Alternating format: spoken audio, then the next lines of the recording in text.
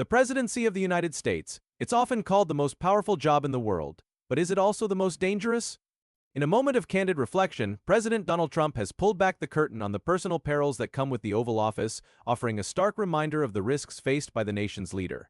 Speaking at an event yesterday, Trump, in unscripted remarks, delved into the psychological weight of the presidency, referencing the constant threat of assassination and what he described as a throbbing feeling of danger that accompanies the role. His comments come at a time of heightened political polarization and growing concerns over the safety of public figures. Today we'll unpack what he said, the context surrounding his remarks, and the history of threats against U.S. presidents. Let's break down the core of his statement. The president, speaking to a gathering of supporters, veered off his prepared speech to touch upon the inherent risks of his position. He directly referenced past assassination attempts, a stark acknowledgement of the violent history that has, at times, shadowed the American presidency. He described the feeling as a throbbing, a visceral, almost physical sensation of the constant threat. This is a rare glimpse into the personal anxieties of a commander-in-chief, a side often shielded from public view by the stoic exterior demanded by the office. The context for these remarks is crucial. They were delivered in an atmosphere of intense political division. The Secret Service is reportedly facing an unprecedented number of threats against political figures, and the rhetoric on all sides has grown increasingly heated. This isn't just about one man's feelings. It's a reflection of the current state of American political discourse.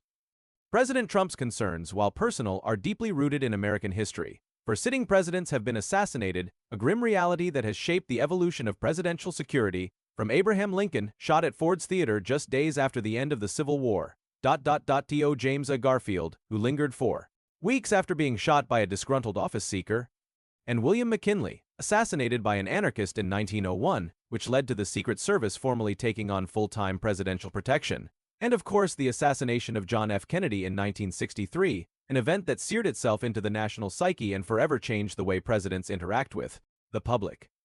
Beyond the four who were killed, the list of presidents who have faced down assassins is even longer. Andrew Jackson survived the first recorded attempt. Theodore Roosevelt was shot while campaigning but insisted on delivering his speech before seeking medical attention. Attempts were made on the lives of Franklin D. Roosevelt and Harry S. Truman. Gerald Ford faced 2 attempts in a single month. And many of us remember the harrowing footage of the 1981 attempt on Ronald Reagan's life outside the Washington Hilton Hotel. This history underscores that the throbbing feeling President Trump described is not a new phenomenon for occupants of the White House. It is a legacy of the office itself. So what makes the current era different? While the threat is not new, the nature of it has evolved. Security experts point to several key factors that have amplified the danger in the 21st century. First, the speed and reach of social media. Disinformation and inflammatory rhetoric can now spread to millions in an instant, radicalizing individuals and creating what law enforcement calls a lone wolf threat. These are individuals who are not part of a larger conspiracy but are motivated by online vitriol to act alone, making them incredibly difficult to track.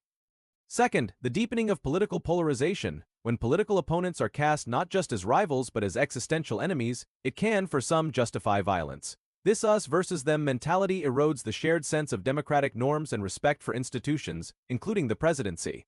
This complex environment means the Secret Service's job is harder than ever, balancing the need for protection with the president's desire to connect with the public.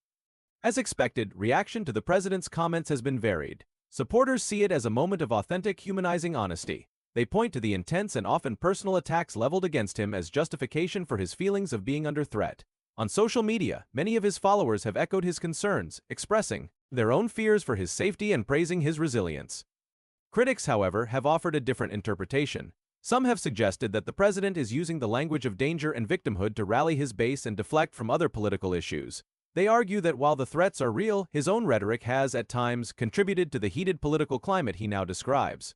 Others have expressed sympathy for any individual facing such threats, but have also called for a broader de-escalation of rhetoric from all political leaders to lower the national temperature.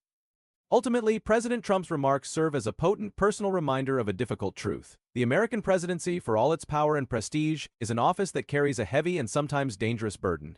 It forces us to confront the fragility that lies at the heart of our democracy and the responsibility that all citizens have to engage in debate that is passionate but peaceful.